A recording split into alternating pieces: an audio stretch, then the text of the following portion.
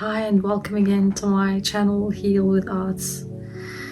Today I want to speak to you about motivation and inspiration. They're very similar in my opinion. They might differ a little bit, but they both lead to the same results at the end.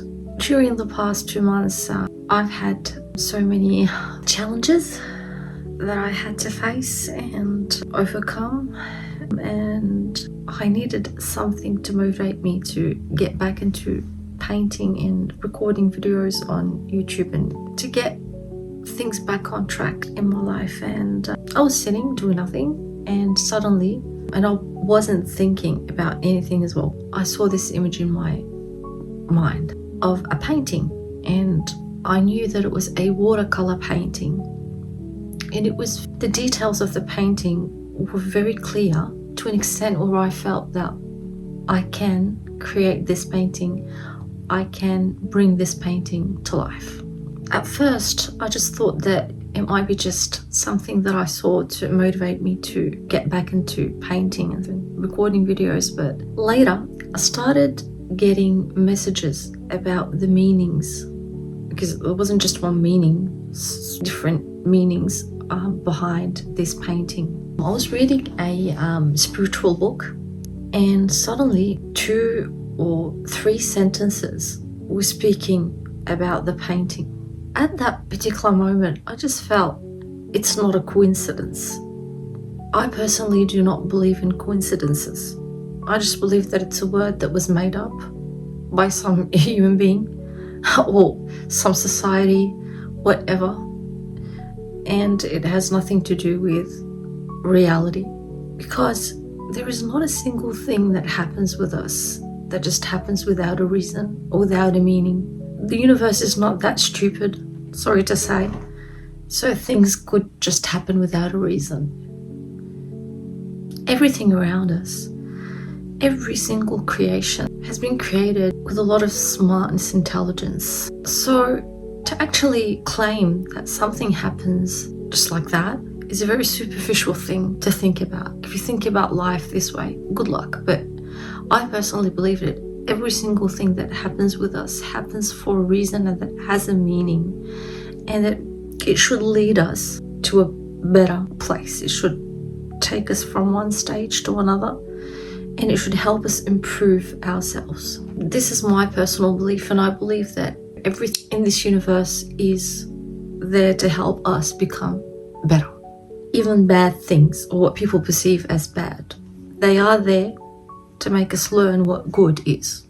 When I saw this image or this painting in my mind, so many things happened to me. I felt so many things, and to be inspired or to have an inspiration that pushes you forward whenever you feel like that's it, your energy levels are low and that you need to just take a break. We all go through those phases when we just feel like I can't be bothered now doing anything. I just want to sit and just gaze through the void and just wait until something happens to me. Just some kind of anything pushes me to do something. And when inspiration happens, when you're inspired, this inspiration is rooted within. Inspiration stems from something within us, I believe, and something within the universe. True inspiration. And when that happened to me, I just thought, you know what? I'm gonna paint that painting and I'm going to explain what I felt and what the messages that I received about the meaning of the painting. So the painting was basically just a scene of a blue sky with a huge black bird flying in the center. And there were no details of the bird whatsoever. It was full on black, just as if when you look at a bird flying from a far distance, you don't see the details of the bird. That's how it looked like. But what was really interesting was at the top of the painting, there were black drops. I thought, well, I'm going to paint this as I saw it. I understand that the whole painting is beautiful. Sky is full of clouds and different forms of clouds. Some of them were low, some of them were high, some had different shapes. But I just thought that part, the black drops at the top of the painting, shall I remove that part or keep that part? But then I thought, I'm going to keep it regardless. And then I was reading that spiritual book that I told you about. And then it was telling me a story about a holy figure, as if he started receiving mirrors from the universe, from God, again, whatever you believe in. So he started receiving those merits. And then suddenly he was told that everything in this universe is now your service. So I have given you everything to empower you, to make you stronger, to make you more powerful, to make you more satisfied, to empower you basically to do a positive change, to help, to be able to do something good, to spread goodness and things like that.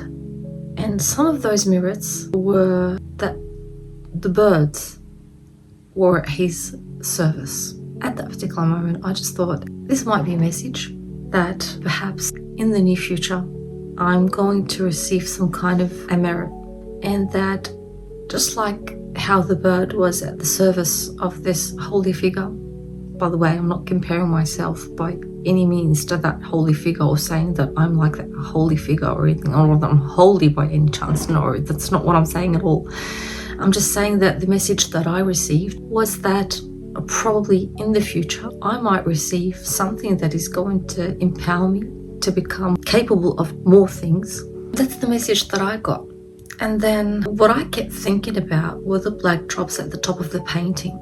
And as I continued reading that book, imagine that the space, because we perceive space as black, dripping, it's as if it's leaking.